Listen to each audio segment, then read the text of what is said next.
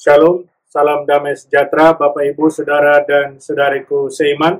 Semoga saya menjumpai Anda semuanya dalam keadaan yang sehat walafiat, tetap semangat, tetap tersenyum dalam menjalani keseharian hidup kita.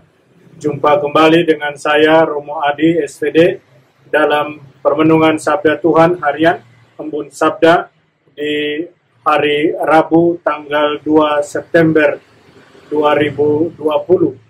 Saudara dan saudariku seiman, semoga kita semua yang sehat tetap sehat, dan sama saudara-saudari kita yang sakit, Tuhan berikan kesembuhan segera. Jangan lupa, buat yang baru mampir, subscribe, like-nya boleh di-share, dan silakan komen jika Anda berkenan.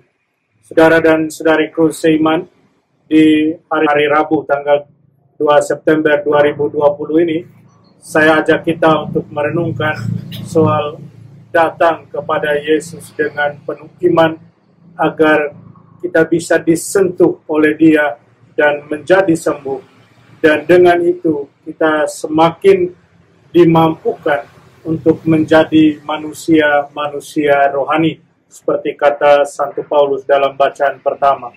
Saudara dan saudariku seiman, dalam bacaan Injil kita akan berjumpa dengan cerita di mana Yesus sesudah Dia mewartakan dirinya dalam bait Allah sebagai pembawa kabar baik, Dia kemudian menunjukkan itu secara konkret ketika Dia datang ke rumah Simon Petrus, menyentuh ibu mertua Petrus yang sedang sakit, dan kemudian dia menjadi sembuh, dia bangkit, dan dia melayani.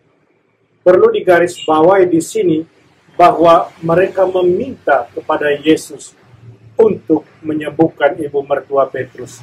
Jadi Yesus tidak datang dan kemudian menyembuhkan, tapi ada satu permintaan yang datang dari mereka. Tentunya permintaan dengan penuh iman, kepercayaan bahwa Yesus bisa menyembuhkan. Demikian juga yang terjadi sesudahnya. Ketika semua orang datang membawa kerabatnya, keluarganya, untuk disentuh oleh Yesus. Dan mereka semua yang disentuh oleh Yesus, mereka menjadi sembuh. Lagi-lagi perlu digarisbawahi bahwa orang membawa kerabat mereka yang sakit kepada Yesus. Ada iman di sana ketika mereka bawa. Mereka yakin dan percaya bahwa apa yang Yesus katakan di bait Allah adalah satu kebenaran. Bahwa Yesus adalah pembawa kabar baik. Membawa kabar baik buat mereka yang miskin, tertindas, yang membutuhkan pembebasan, termasuk pembebasan dari belenggu penyakit. Saudara dan saudariku seiman, terus bagaimana dengan kita? Kita pun diundang untuk datang kepada Yesus. Jangan pernah ragu datang kepada Dia. Mintalah apa yang mau kita minta daripada Dia, tapi minta dengan penuh iman. Dan ketika kita datang minta dengan penuh iman, kita diharapkan juga untuk datang dengan keterbukaan, dengan kerendahan hati, agar Yesus bisa menyentuh kita, sehingga segala penyakit kita, persoalan, problem kita akan mendapat kecerahan, kita mendapat kesembuhan.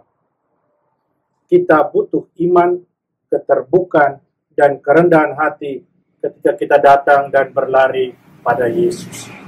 Dan dengan itu, seperti saya katakan di awal, saudara dan saudariku seiman, ketika kita datang pada Yesus dengan iman, keterbukaan, dengan kerendahan hati, kita akan dimampukan untuk menjadi manusia-manusia rohani, seperti kata Santo Paulus pada umat di Korintus dalam bacaan pertama. Menjadi manusia-manusia rohani berarti manusia-manusia yang tidak hidup dalam perselisihan, manusia-manusia yang tidak hidup dalam rendah hati, melainkan manusia-manusia yang hidup dalam kedamaian, manusia-manusia yang hidup sesuai dengan sabda Tuhan. Kita sudah memasuki bulan Kitab Suci Nasional, di mana kita diajak untuk merenungkan membaca Kitab Suci bersama keluarga di tengah situasi pandemi COVID-19 ini.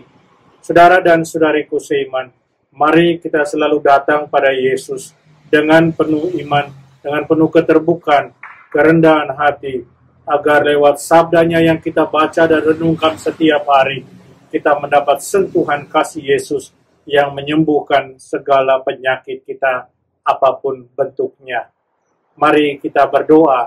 Allah Bapa dalam surga, terima kasih untuk segala rahmat karunia, kasih yang boleh kami terima, sabda-Mu yang boleh kami renungkan setiap hari.